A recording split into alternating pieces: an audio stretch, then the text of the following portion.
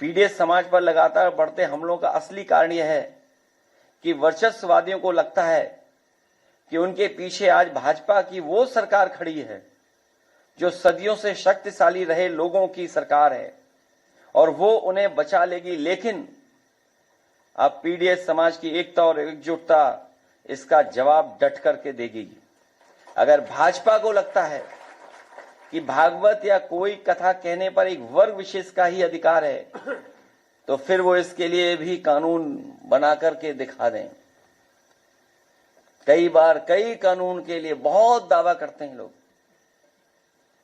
तो इसके लिए भी कानून बना लें कि इसके अलावा कोई कथा वाचन नहीं कर सकता।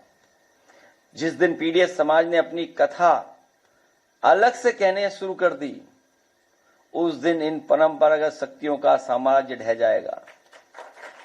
और मैं तो एक ही बात कहूंगा, भाजपा जाए तो हम सबको चैन आएगा। और घटनाएं कोई एक दो नहीं है। सुल्तानपुर में महेंद्र प्रताप मौर्य जी एडवर्ड को गोली मार करके मार दिया गया। घटना महोबा की याद होगा आपको। पिछले महीने की बात है, मैं यहां नहीं था, मैं बाहर था, लेकिन हमारे लोग पहुंचे और परिवार की मदद कर करके भी आए थे। दलित नवविवाहित जोड़े को सामंतवादियों ने चप्पल उतरा के उनके घर से गुजरने को कहा। जब उन्होंने मना किया तो दूल्हे को, उसके परिवार को और नवविवाहिता को बुरी तरह मारा गया। क्या ये कोई कल्पना कर सकता आज के समय पर, जब हम विश्व गुरु बनना चाहते हो, दुनिया को हम सस्टेनेबल डेवलपमेंट की बातें बताना चाहते हो, दुनिया में हम विकसित भारत बनाकर के खड़ा करना चाहते हो, दुनिया में ये कहते हो कि अब हमसे आगे कुछ ही अर्थव्यवस्थाएं, वहां पर सोचिए नई नई शादी हो, आप हमारे घर के सामने से तभी निकल सकते हैं जब आप चप्पल उतार करके जाएंगे, और नहीं ऐसा करते हो तो आपको अपमानित होना पड़ेगा।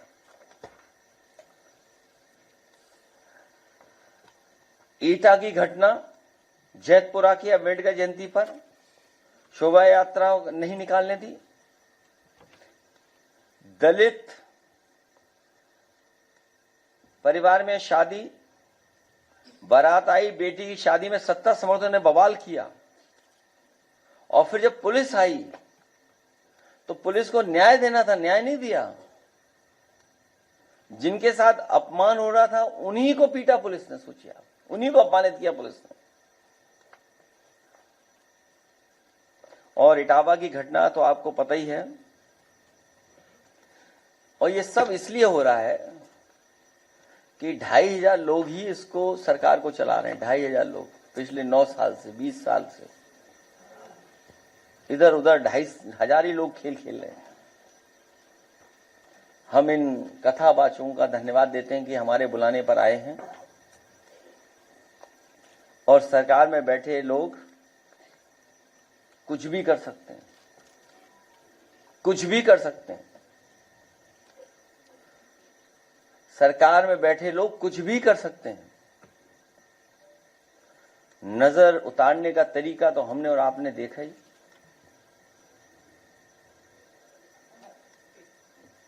बस बच ही गया कोई। मैं अपने कथावाचकों से कहूंगा कि 1 मिनट कुछ बजा करके सुना दें या गा दें।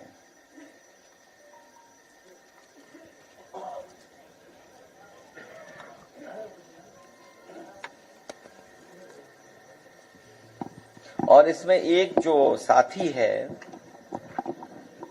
मैं तीनों के नाम ले दूं।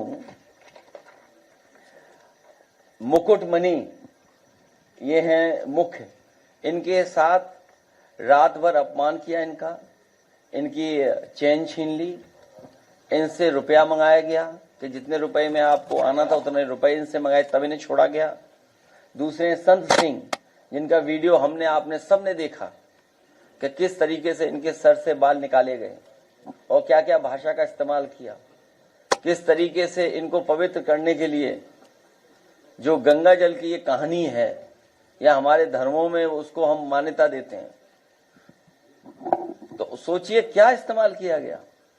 वो बातें जो हमें बताई मैं नहीं बोल सकता हूं कि कुछ पहनावा इसके ऊपर डाल करके कहा कि अब तुम पवित्र हो गए हो। और दूसरा हमारा साथी श्याम जी कठेरिया है जो आंखों से नहीं देख सकता, इसकी ढोलक ही छीन ली। नई ढोलक मैंने दिलाई आज अभी। ये ढोलक वो है जो गांव में गई थी, वो नहीं है। ये ढोलक दूसरी है जो अभी नई दिलाई है।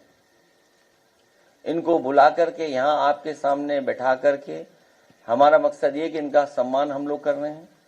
इनका जो पैसा और लूट लिया उन्होंने, उसकी तो बाद में एफआईआर लिखाएंगे।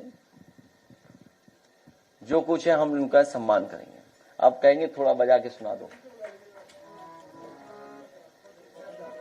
बीच में कैसे आप आएंगे हैं? अरे माइक कर दो दादा, अरे आवाज आएगी। अरे हम दूसरे कथावाचक से कथा सुनेंगे भाई। तुम्हें नहीं पता कौन है कथा कहता है? कौन सा चैनल है, अखबार कौन सा, हम बता दें। हम दूसरे सुनेंगे।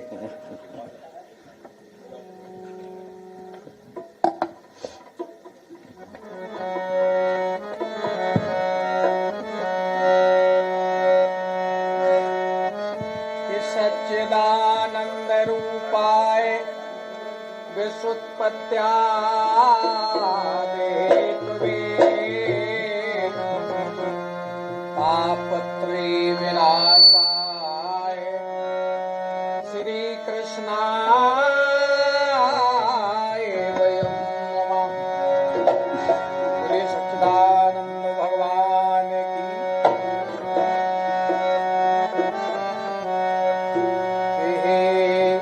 नेताजी मेरी ध्वनि को और सुनने का समय देना।